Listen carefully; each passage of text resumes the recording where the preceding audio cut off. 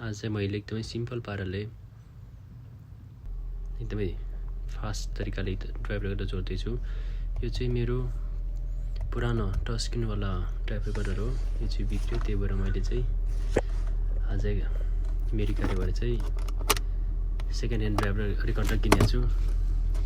त्यो चाहिँ कुनै म्यानुअल पनि रहेछ, एकदमै पुरानो तारहरू पनि काटेको रहेछ। त्यही भएर यसलाई चाहिँ मैले एकदमै टेम्पोररी युजको लागि फ्युज बक्सबाट चाहिँ पावर निकालेर जोड्दैछु है त।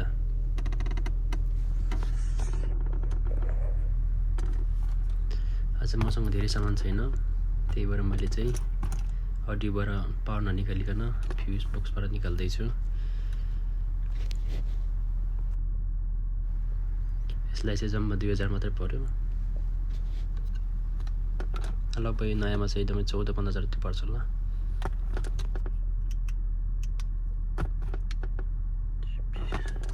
तार पनि पुरै काटेर जोडेर चाहिँ टेपले। सुरुमा चाहिँ यो ग्लोभ बक्सको तल चाहिँ फ्युज बक्स हुन्छ, त्यहाँबाट चाहिँ म पावर निकाल्दै गरेको छु।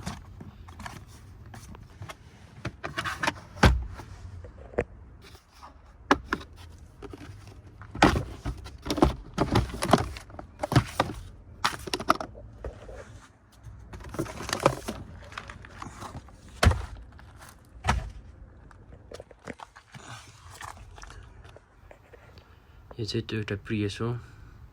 यो चाहिँ फ्युज बक्सको कभर हो, त्यो खोल्यो भने चाहिँ फ्युज बक्स निस्किन्छ।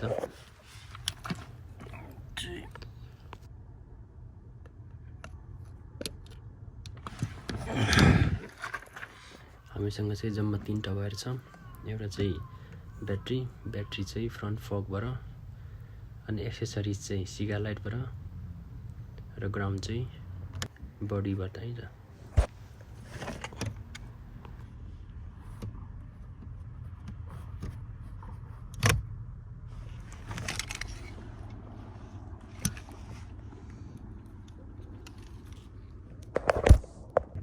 टेम्पोररी युजको लागि यसरी वायरलाई चाहिँ फ्युजमा च्याप्दिने, अनि यसलाई फ्युजमा चाहिँ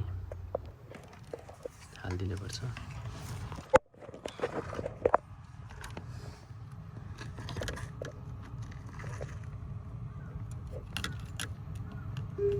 यसरी 2टा वायर चाहिँ फिट भइसक्यो। अनि ग्राउन्ड चाहिँ बडीमा बोल्ट गरिदिने।